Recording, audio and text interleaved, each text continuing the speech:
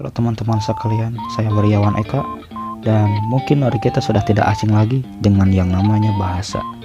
Ya, betul, bahasa. Tetapi, kalau saya bertanya kepada teman-teman sekalian, bahasa itu apa sih? Teman-teman mungkin akan menjawab berkomunikasi sesama manusia atau berkomunikasi dengan hewan. Itu pun kalau kalian bisa berbahasa hewan ya. Jawaban teman-teman nggak salah sih.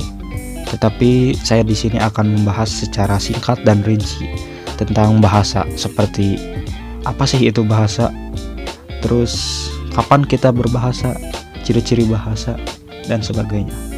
Simak video berikut. Oke, ke materi yang pertama. Jadi di materi pertama adalah pengertian bahasa. Nah, apa sih bahasa itu? Nah, bahasa adalah kemampuan yang dimiliki manusia untuk berkomunikasi dengan manusia lainnya menggunakan tanda, misalnya kata dan gerakan. Maksud dari kata dan gerakan itu apa sih? Nah, saya akan jelaskan. Yang pertama itu kita membahas kata dulu. Nah, contoh dari kata itu seperti apa sih? Nah, contohnya adalah seperti, kamu hari ini mau kemana? Cuaca hari ini bagus ya, dan sebagainya. Nah, yang kedua itu adalah gerakan. Contoh dari gerakan itu kayak apa sih? Nah, contohnya itu seperti melambaikan tangan kepada orang lain gitu, yang artinya itu menyapa.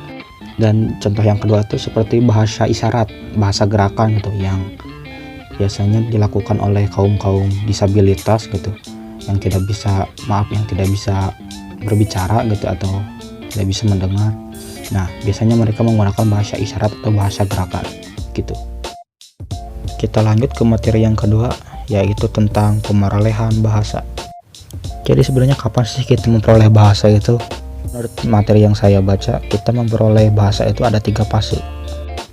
Fase apa saja sih? Nah, yang pertama itu ada fase fonologis, yang kedua itu fase sintaksis, dan terakhir fase semantik. Saya akan jelaskan maksud dari fase-fase yang saya sebutkan tadi. Dari fase pertama, fase fonologis, yaitu waktu umur 0 sampai 2 tahun. Misalnya kayak apa sih? Nah, misalnya bayi tersebut ngomong baba, mama, terus papa, kayak gitulah, mimi, dan sebagainya yang gampang-gampang diucapkan lah, seperti itu. Dan yang kedua itu fase sintaksis, mulai dari umur 2 tahun sampai 7 tahun. Jadi biasanya anak-anak di umur segini itu sudah bisa berbicara kalimat sederhana gitu. Misalnya seperti apa? Misalnya seperti mama mau makan, mama mau minum, dan sebagainya yang gampang-gampang diucapkan dan pendek gitu. Dan yang terakhir itu fase semantik, mulai dari umur 7 tahun sampai 11 tahun. Di umur 7 sampai 11 tahun ini biasanya anak-anak sudah bisa ngomong dengan kalimat-kalimat panjang dan tahu gitu kata yang terkandung itu maksudnya apa. Kita lanjut ke materi yang ketiga, yaitu tentang ciri-ciri bahasa. Jadi ciri-ciri bahasa itu ada 12.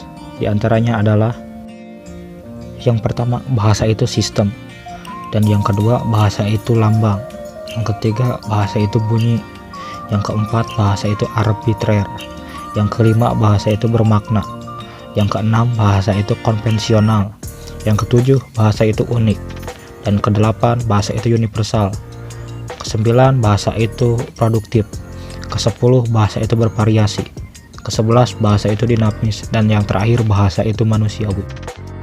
Di sini saya tidak akan membahasnya satu persatu karena ciri-ciri bahasa itu cukup banyak, jadi saya akan bahas yang menurut saya penting-pentingnya saja. Baik, yang pertama adalah bahasa itu unik. Nah, bagaimana sih maksudnya? Unik di sini secara singkat dapat diartikan sebagai ciri khas atau ciri khusus.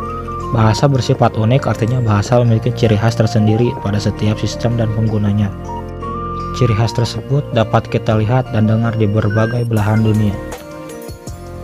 Contohnya seperti bahasa Cina, bahasa Inggris, bahasa Jepang, bahasa Jerman, dan sebagainya. Yang selanjutnya adalah bahasa adalah sebuah sistem.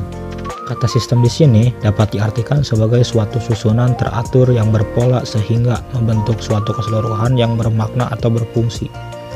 Artinya, sistem bukanlah sesuatu yang berdiri sendiri. Sistem adalah keseluruhan dari sistem bawahan yang membentuknya. Sebagai sebuah sistem, bahasa juga bersifat sistematis dan sistemis. Sistematis di sini artinya bahasa tersusun secara teratur dan berpola. Adapun sistemis artinya bahasa tersusun dari beberapa subsistem. Subsistem bahasa diantaranya sintaksis, morfologi, fonologi, semantik, dan leksikon. Yang selanjutnya adalah bahasa itu adalah lambang. Lambang dalam bahasa juga merupakan bagian dari sistem. Lambang dalam bahasa Indonesia juga dikenal sebagai simbol. Secara sederhana, lambang diartikan sebagai suatu tanda yang mengandung maksud tertentu. Dan bahasa juga merupakan sistem simbol baik berupa bunyi atau tulisan yang dipergunakan dan disepakati oleh suatu kelompok sosial. Dan yang terakhir adalah bahasa itu adalah bunyi. Sama halnya dengan lambang, bunyi dalam bahasa juga merupakan bagian dari sistem.